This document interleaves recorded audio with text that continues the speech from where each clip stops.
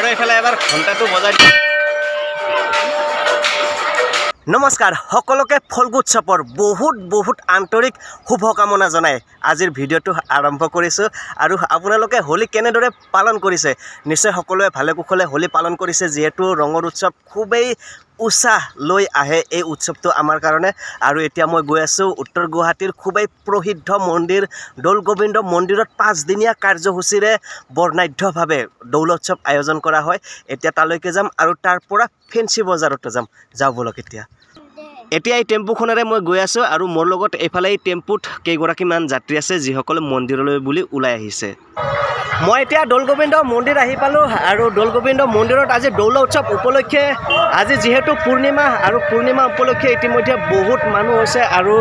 অগণন মানুহ আৰু এতিয়া মন্দিৰৰ ভিতৰলৈ প্ৰৱেশ কৰি আছোঁ এতিয়া যদি চাই আপোনালোকে ইয়াতে ইমান অগণন মানুহ প্ৰতি বছৰে 5 দিনীয়া কাৰ্যসূচীৰে উদযাপন কৰা হয় আৰু এফালে যদি চাই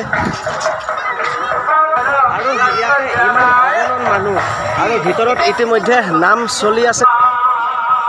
আৰু এতিয়া মই মেইন গেটৰ সন্মুখত আছোঁ আৰু ইমান মানুহ আৰু এতিয়া ভিতৰত গৈ আছোঁ আৰু যদি উত্তৰ গুৱাহাটীত দেখিবলৈ যায় তেনেহ'লে বহুতো তেনেকুৱা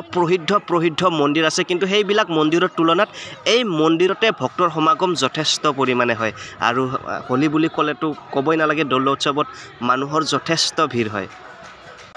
আৰু এইফালে দুটাকৈ দলৰ নাগাৰা নাম প্ৰদৰ্শন কৰা হয় এটা দলে নাগাৰা নাম কৰি আছে আৰু এটা দলে সাজু হৈ আছে আৰু এতিয়া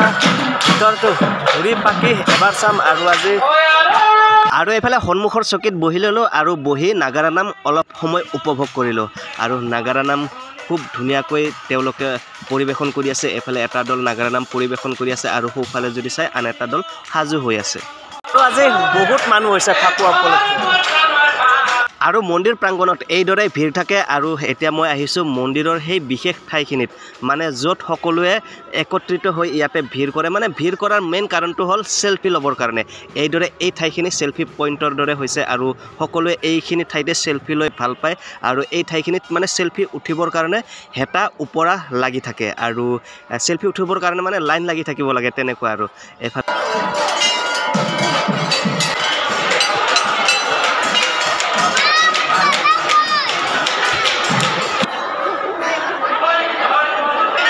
আৰু ইয়াৰ পৰা এবাৰ চাওক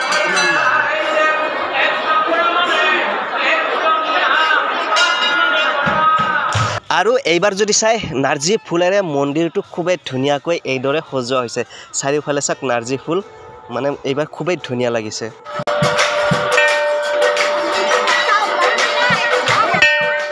আৰু এইফালে এবাৰ ঘণ্টাটো বজাই আৰু আজি খুবেই মানুহ হৈছে আজি আৰু এতিয়া এপাক ভিতৰৰ পৰা আহোঁ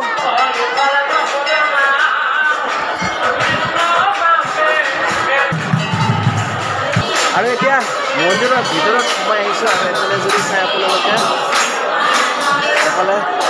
বাহিৰতো আপোনালোকে দেখা পালে দুটা দলৰ নাগাৰা নাম চলি আছে আৰু ভিতৰতো এনেকৈ আয়তীসকলৰ নাম প্ৰসংগ চলি আছে বাহিৰতো মানুহ ক'বই নালাগে বাহিৰত যিফালে যায় সিফালে মানুহ আৰু ভিতৰতো তেনেকুৱাই যথেষ্ট ভিৰ আৰু এইফালে চাওক প্ৰভুৰ দৰ্শন কৰিবৰ কাৰণে এইদৰে শাৰী পাতি আছে আৰু এতিয়া মই গৈ আছোঁ প্ৰভুৰ দৰ্শন কৰিবৰ কাৰণে সন্মুখত প্ৰভুৰ পূজা অৰ্চনা চলি আছে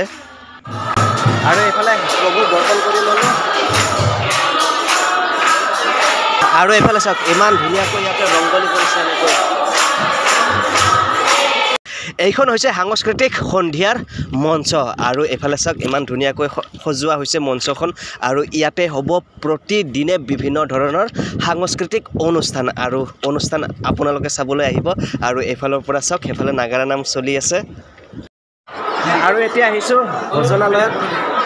এইদৰে এওঁলোকে ব্যস্ত হৈ আছে যিসকল দৰ্শনাৰ্থীয়ে ভোজনালয়ত আহিছে মানে ৰাতিপুৱাৰ সময়খিনিত যিসকল আহিছে তেওঁলোকক এনেকৈ গজা আৰু চাহেৰে আপ্যায়িত কৰা হৈছে ইয়াতে যদি চাই চাওক সকলোৱে চাহ এতিয়া খাই আছে আৰু এতিয়া আবেলি 3মান বাজিছে আৰু এইফালে যদি চাই সকলোৱে ভাত খোৱাত ব্যস্ত কিছুমানে খাই আছে আৰু কিছুমানে খাবৰ কাৰণে শাৰী পাতি আছে মুঠতে ভাত খাবলৈ যথেষ্ট ভিৰ হৈছে এইখিনি সময়ত আৰু এইফালে চাওক অগণন মানুহ আৰু ময়ো এনেকৈ শাৰী পাতি ইয়াতে বহি লৈছোঁ আৰু ভাত খাবৰ কাৰণে এতিয়া ৰেডি হৈ লৈছোঁ আৰু ভাতখিনি খাই লওঁ এইফালে চাওক মানুহখিনিয়ে ভাত খাই আছে আৰু আজিৰ ভিডিঅ'টো ইমানতে সমাপ্ত কৰিলোঁ ধন্যবাদ